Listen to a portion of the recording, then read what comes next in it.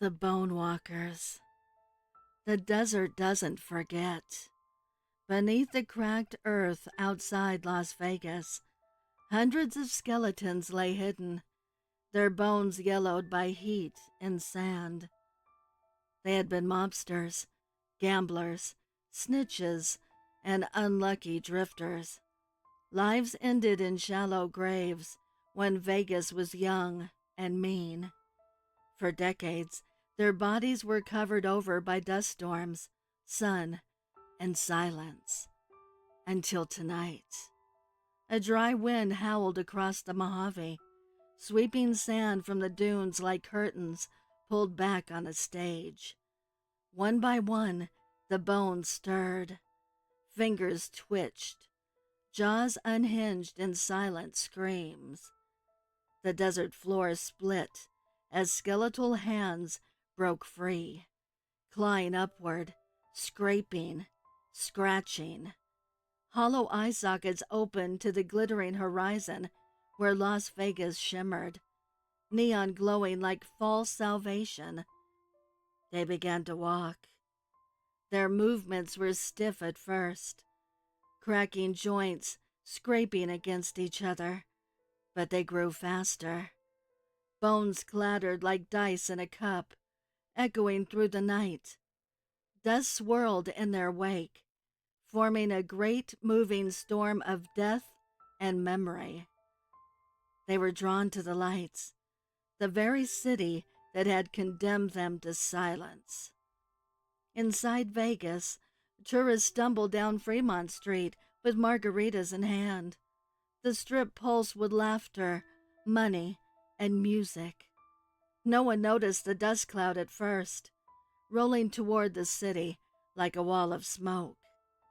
But when it reached the edge of the lights, shapes began to emerge. Hundreds of skeletons.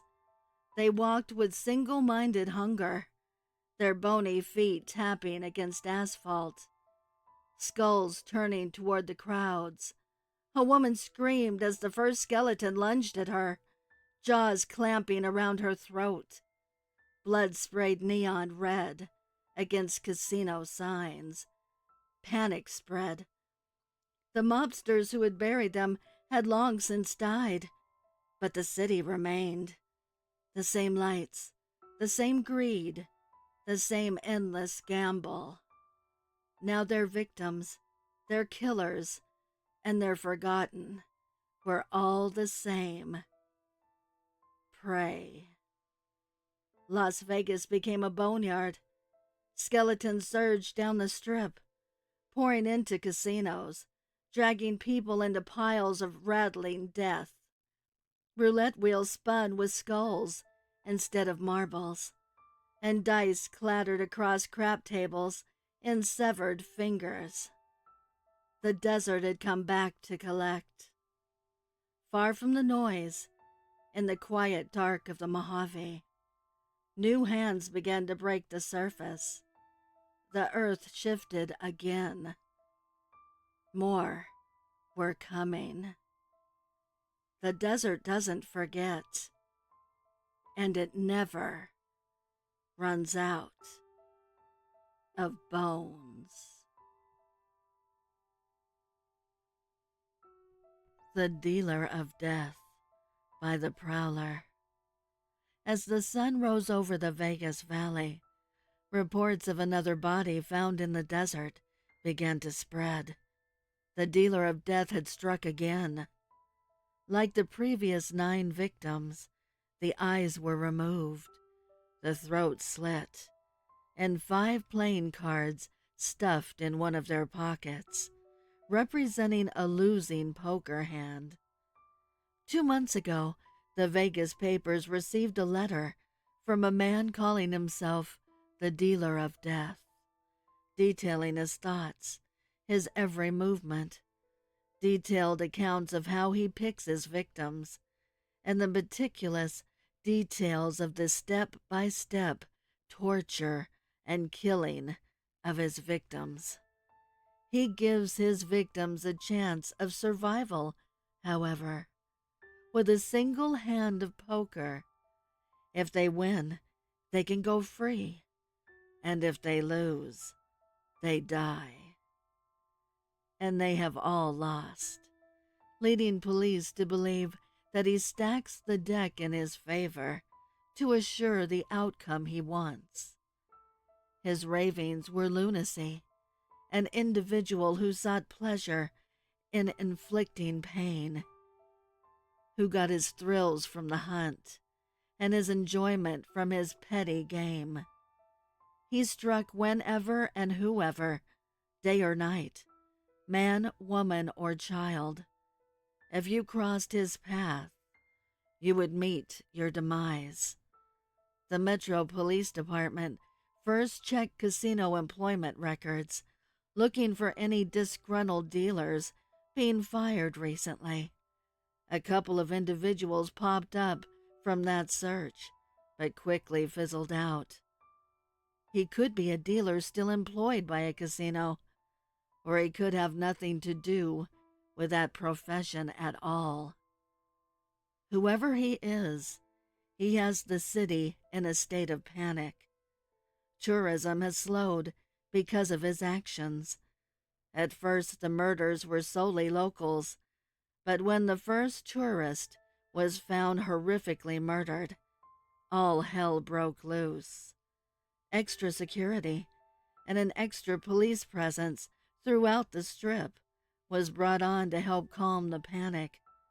But the bright lights of the Strip are dimming from fear. The latest victim will not help alleviate any fears either. It was the mayor's daughter. The city is about to be in an uproar. If you can get to someone like that, then you can get to anyone. As the panic spreads throughout the neighborhoods of the Las Vegas Valley, the children have come up with a nursery rhyme for the mysterious killer. There's a card game in town when the stakes are high, but it isn't for money, and it isn't for fun. When you hear the cards shuffle, it's best if you run. 5 cards you're given. The game has begun, but it's the dealer of death. Your life is now done. Not long after the body of the latest victim was discovered, a new letter was sent to the police. It was from him. To the people of the city that tremble in fear, I lurk for you in the shadows. I stalk you in the open, under the neon lights, in the neighborhoods you consider quiet and safe. The game is just beginning, and I can't wait to get you at my table. Beware the dead man's hand. The police are at square one, confused and pressured by city officials and the public to end these horrific murders. But you can't catch what you can't find. And to this point, they don't have a single clue as to who the killer is. The hunt continues. Until he is found, however, the shadows are not safe. The muffled, hurried whispers of the people on the streets whisper his name. They whisper, beware of the dealer of death.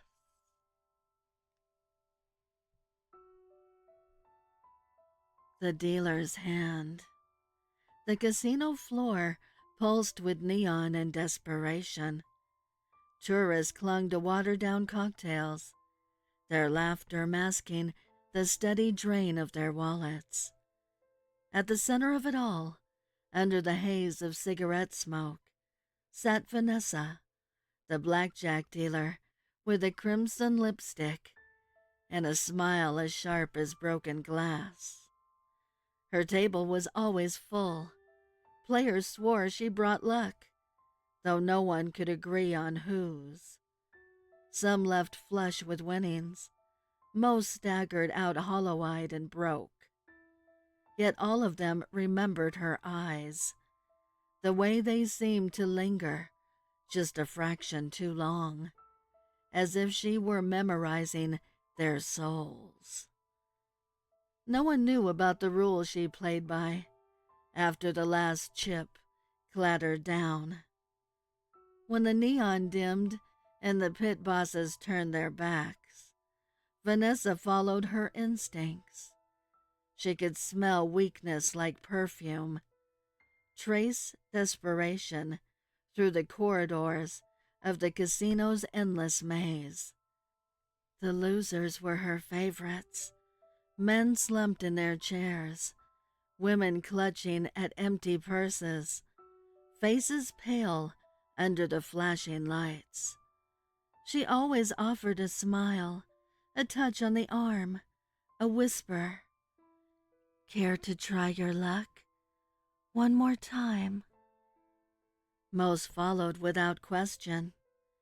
The casino had hidden corners, forgotten stairwells, rooms sealed off since the 70s when a fire gutted half the floor. Vanessa knew them all too well. That was where her true dealing began. In the shadows, her charm fell away. The lipstick smeared, the smile stretched too wide, her eyes glittering with something not quite human. She laid her hands flat on the table of her victims, imaginary blackjack in the dark, and whispered the rules. Win, and you walk free. Lose, and your soul stays with her. They always lost. The missing posters never lasted long in Las Vegas. The desert swallowed bodies, and the Strip swallowed hope. A tourist gone missing was just another chip lost in the house's favor. Rumors, though, had begun to spread. A dealer with hands too pale, too steady. A woman whose table felt colder than the others. A few gamblers swore that when she dealt them cards, the numbers were carved faintly into their skin, burning like cigarette ash. Vanessa loved the whispers. They meant she was winning. Tonight, she dealt a hand to a young man already drunk, his laughter loud, his eyes glassy. He lost quickly, throwing chips like confetti. When he staggered up, broke and broken, she brushed her fingers across his wrist. Care for one last hand? She purred. His grin faltered, but she saw it, the flicker of desperation. He nodded. And just like that, she had another player. The casino lights flashed, bells rang, and no one noticed the dealer guiding him toward the shadows, her crimson smile widening as the desert night crept closer. In Las Vegas, the house always wins. And Vanessa was the house. The Witch in the Caves. When we were kids, the desert was our playground. Miles of cracked earth, scrubby brush, and the distant shimmer of the Las Vegas Strip on the horizon. We would pedal our bikes until our legs ached, the heat baking us from above, daring one another to go farther into the wasteland. But there was one place we never went, the caves. Everyone in the neighborhood knew the story. Parents whispered it to keep us close to home, but the kids told it best, passing it along like a curse. They said a witch lived out there, a woman who had been chased from town decades ago for doing things that made the priests shudder and the gamblers cross themselves. She'd fled into the desert and found a home in the caves, where the dark never ended and voices carried like secrets. They said she fed on children who strayed too far. We didn't know if it was true, but we believed enough to steer our bikes wide whenever the low, black mouths of the caves came into view. You could feel the air change near them, colder, heavier, as if the desert itself wanted to warm you. One summer evening, the kind of dusk where the sky bleeds purple and gold, Danny wanted to prove he wasn't scared. He was always the boldest of all, the one who jumped from rooftops into swimming pools and rode without brakes. He said he'd go close enough to touch the cave wall, maybe even throw a rock inside. We followed on our bikes, hearts hammering. The strip was beginning to glow in the distance, neon lights flickering like false stars. We stopped short of the caves while Danny pedaled closer, his silhouette sharp against the fading light. "Don't go too far," I shouted, but my voice came out cracked. Danny laughed, that reckless laugh of his, and chucked a stone into the largest cave. The clatter echoed, too long and too loud. Then came another sound, like the scrape of something dragging across stone. We froze. Danny turned, still grinning, but his face faltered as the sound grew louder. Something moved inside, something alive. We couldn't see it at first, only the shifting dark. But then she came, thin as a shadow, tall, her hair matted and long enough to brush the ground. Her eyes glowed faintly, catching the last light of day. And when she opened her mouth, we saw teeth that were too many and too sharp. Danny screamed and bolted toward us, but she was fast, faster than any human should be. She reached the cave's edge in seconds, her hand stretched out like a claw, her nails long and crooked. She didn't follow into the open desert. She stopped just at the line where shadow met sand, staring at us with that awful hunger. We biked harder than we ever had, the wheels kicking up clouds of dust behind us. We didn't stop until the neighborhood lights were in sight, until our lungs burned and our legs shook. Danny never talked about it again. None of us did. But from that day on, we gave the caves an even wider berth. Sometimes, though, I wonder, when the wind blows just right, carrying sand across the flats, I swear I hear that dragging sound again. And I know she's still there, waiting for some other kid to prove he isn't afraid. Knives on Fremont. The neon glow of Las Vegas bled across the night like a fever dream, dazzling tourists into a false sense of safety. Music throbbed from rooftop bars, slot machines sang from every open doorway, and the streets swarmed with laughter, liquor, and lust. Amid the carnival of excess, no one noticed the shadow weaving silently between them. He carried no gun, no flashy weapon to draw eyes, just a knife, long, thin, its blade kept so sharp it could part a breath of air. The killer knew the city better than the cabbies, better than the cops who drifted through Fremont Street, pretending their presence meant something. He knew the blind alleys, the service stores, the quiet pockets where music died and a scream would be swallowed whole. Tonight he was hungry. He found her outside a strip club, heels dangling from her fingers, mascara blurred by tears. A fight with her boyfriend, maybe. Or maybe she was just drunk and lost. easy prey. He slipped closer, just another shadow among shadows. "Need a ride?" he whispered, voice soft, careful. She looked up, startled. A stranger, but he smiled just enough to seem safe. They always wanted to believe. She shook her head, wavering. He took her arm anyway, gentle but firm, guiding her into the mouth of an alley, where neon lights died into darkness. The blade slid free of his jacket, one hand over her mouth, the other pulling the steel across her throat in one smooth arc. No scream, just a wet gasp.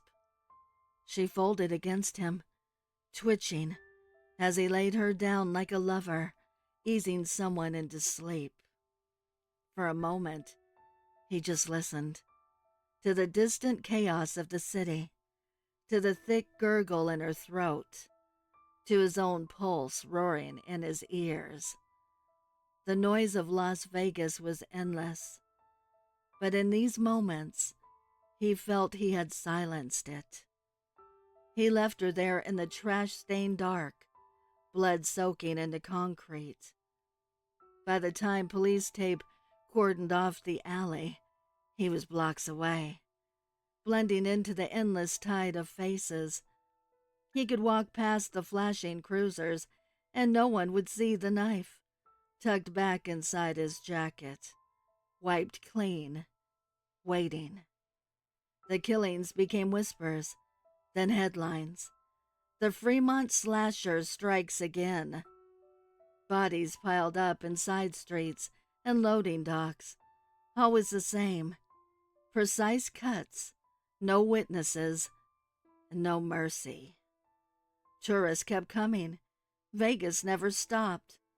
But locals started walking faster at night, glancing over their shoulder, clutching keys like weapons. The killer loved that fear, the way the city pulsed louder, as though the neon itself trembled. He imagined himself as part of the Vegas show, just another attraction under the lights, feeding on the gamblers, the drifters, and broken souls who thought nothing could touch them here. But he wasn't finished. He would never be finished. Every night was another roll of the dice, another chance to slip through the city's glittering veins and spill blood where no one expected it. The Strip was alive, and so was he. Hunting, always hunting. Just one shadow behind you in the glow. Neon hunger. The desert was supposed to be empty.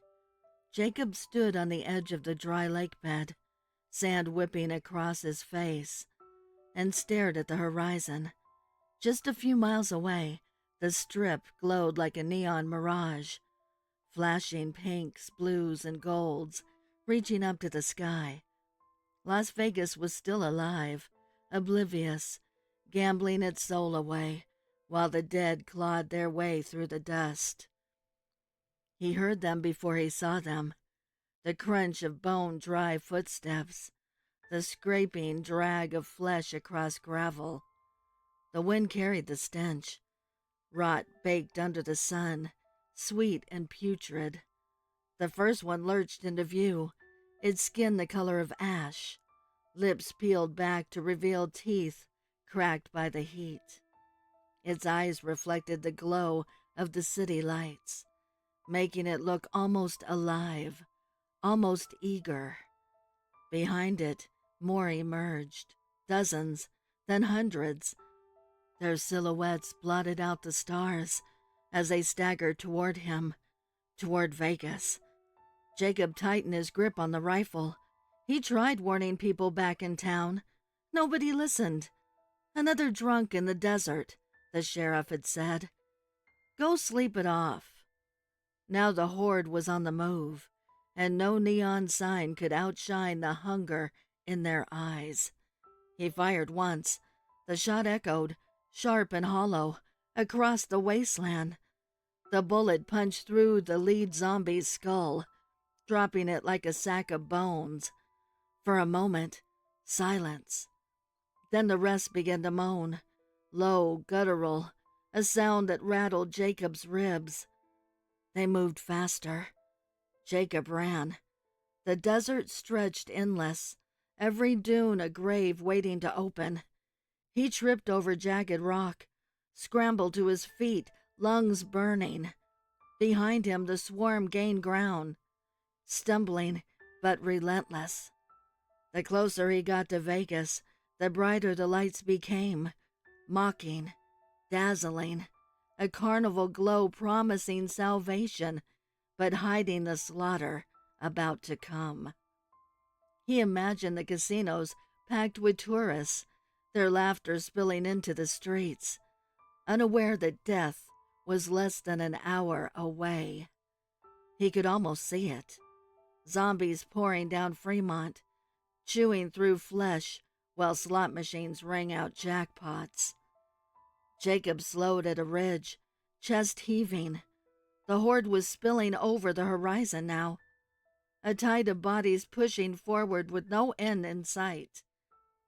He could turn back, vanish into the desert, let Vegas die in neon silence. But he knew the truth.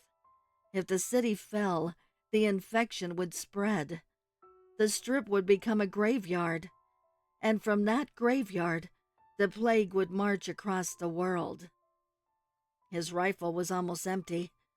He had a lighter, a jerry can of fuel stashed under his truck seat at the ridge. One spark, and the desert would become a wall of fire. The moans drew closer, filling his skull. Their hands reached, blackened nails scraping at the air, mouths gnashing. Jacob's hand shook as he struck the lighter. Flames leapt to life, tiny against the vast night. "Let it burn," he whispered. The first zombies reached the ridge as he kicked the can over, fuel splashing across the dirt. The fire roared, racing along the slick, curling upward like a beast set free. Heat blasted against him, carrying with it the screams of the burning dead. He watched as the front line collapsed in the flames, but they still came, pressing forward, climbing over their own smoldering bodies. For every one that fell, 10 more rose in the dark. Beyond the fire, the lights of Las Vegas sparkled, bright, defiant, unaware. For now. Jacob realized then, the desert wasn't empty. It never had been. It was waiting. The cult beyond the lights. The desert stretched out like a cracked skull, its bones glowing under the moonlight. From the ridge, the Strip shimmered in the distance, an oasis of neon sin, its towers and lights pulsing like a false heartbeat. But out here, in the silence, the real worshippers gathered.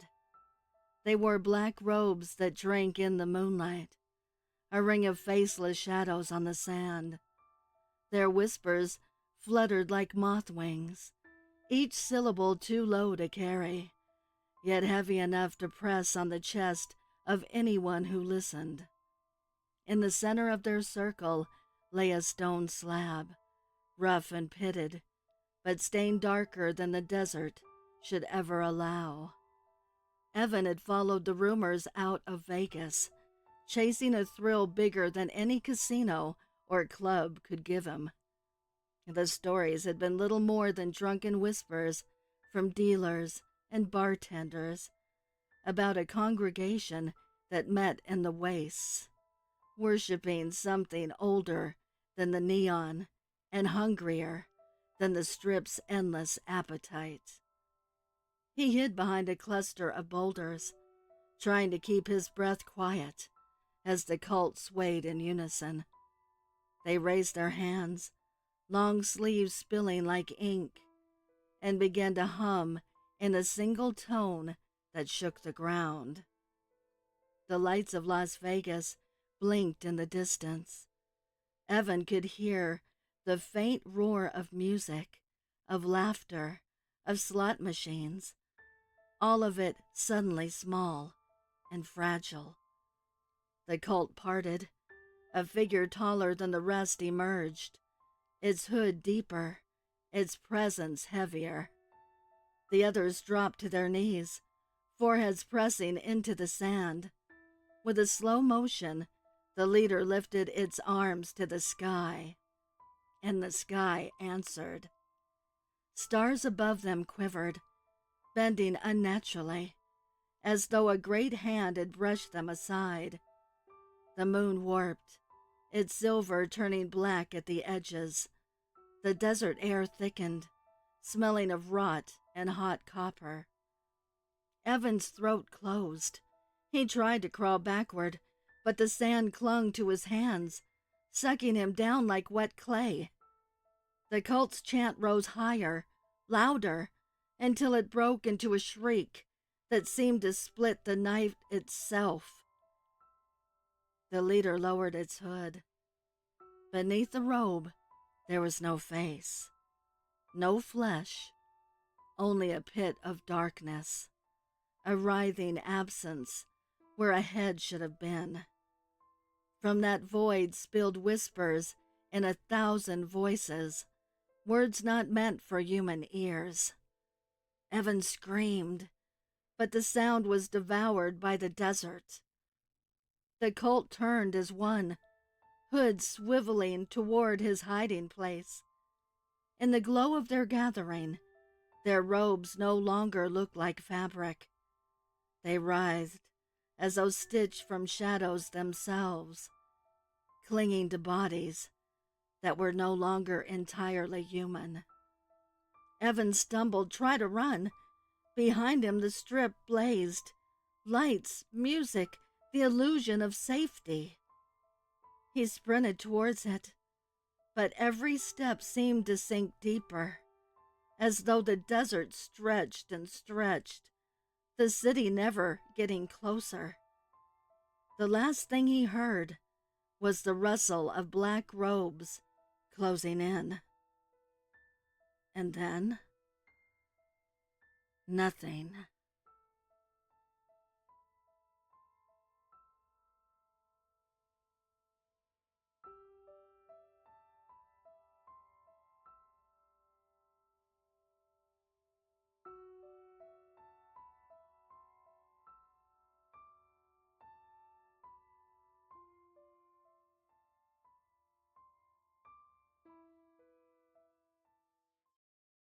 I would like to give a heartfelt thank you to the special friends of the channel for your overwhelming generosity.